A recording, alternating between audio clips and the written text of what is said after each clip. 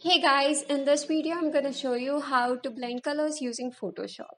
So here we have a value scale in which towards the left we have black color and towards the right we have white color. So now I'm going to select my soft round brush and then using my color picker tool I'm going to select black color and paint it towards the gray color. And then I'm going to select the gray color and paint it towards the black.